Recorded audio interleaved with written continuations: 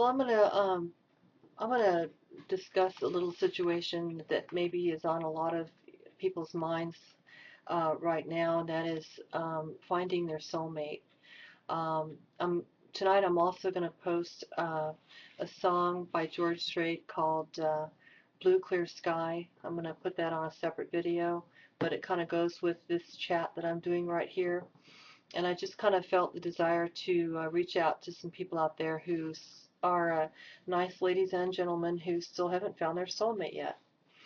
And I feel your pain, or I felt your pain up until about 6 years ago when I finally met my soulmate, and I was getting kind of up in age when that happened.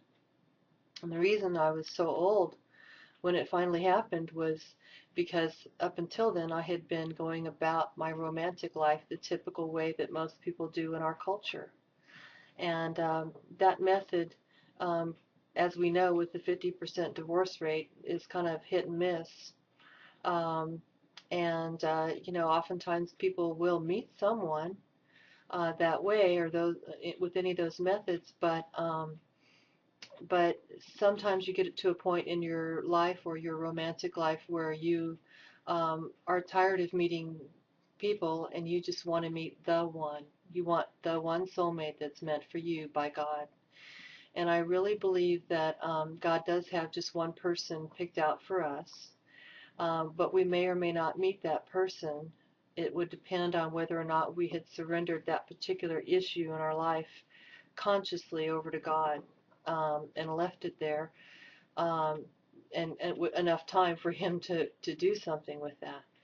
I think we compartmentalize our lives. There's a lot of, really spiritual people out there that, are very advanced spiritually with maybe the majority of their life, but maybe they have like this one area where they won't let God handle that. Like, I've got that under control. I'll take care of that.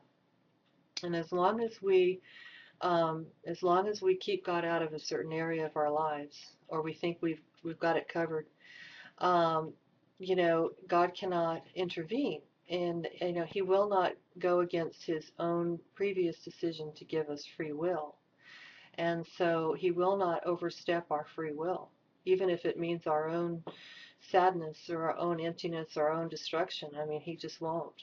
He'll let us destroy ourselves if that's what we want to do. And so we have to consciously submit it over to God, and this is what worked for me. And I had reached a point where I was willing finally to do that. I think a lot of people never reach that point, or they don't know that much about spirituality or about God, and so they don't understand that God actually has someone picked out for them, that He would like to bring them together. But God does know you. He knows your soulmate very well, and He knows, which two people would be perfect together. And and so, He's watching your soulmate right now. He's grieving for him that he hasn't found you yet, or he's grieving for her that she hasn't found you yet. If you know you're a guy out there in the audience, he actually wants us to find our soulmate more than we want to find our soulmate. And it just grieves Him that we, bump around, uh, you know, with these detours and everything, and waste our lives and our limited time on the earth, and um, doing things our way. And, of course, all the ladies' magazines and the media and everything tells us, the way to meet people. And those ways might cause you to meet someone, but, after you get to be a certain level of maturity, I guess, romantically, you don't want to just meet someone. You can do that. You want to meet the one. You don't want to waste any more time with, Mr. Okay. You want to be with the right person that God intended for you to be with. And when you are with the person that is your soulmate that God intended you to be with, you don't have to worry about infidelity or divorce, because, it's a settled thing, and it was settled by an entity that's bigger than both of you. So, you know, it doesn't make it hard work, and when you've met your soulmate, your eyes don't wander because you know that you gave it over to God and that God miraculously brought you this person. And so there isn't anybody better for you on the planet, and you know it, so why look? So it's very freeing. And of course, that's why people want to meet their soulmate. And but anyway, God will not intervene. We have different compartments in our life and pockets where we will let him act, and other pockets where we won't. And so that's why sometimes areas of our lives can be not so productive, and other areas can be sailing great.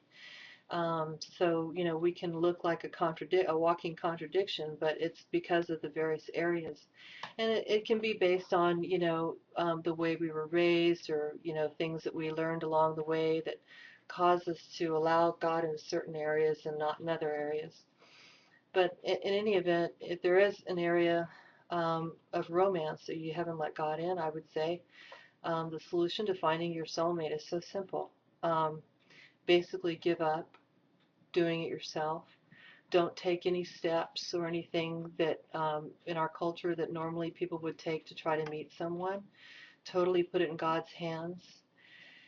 Uh, the one thing that you can do, if, a lot of people always want to do something, and the one thing that we must do, actually, if we want God to act in that area of our lives, is to be completely celibate and chaste and obedient. And that obedience is sort of our cross. That's like our weight to bear. It's very small and minor compared to what God's going to do. But it demonstrates to him that we're serious. It frees him to work in that situation. And it shows that we are not trying to do it ourselves. We're proving to God that we have left it up to him by being obedient. And so those are the points that really brought me my soulmate, and I just wanted to share that with you guys. So put it in God's hands and be obedient.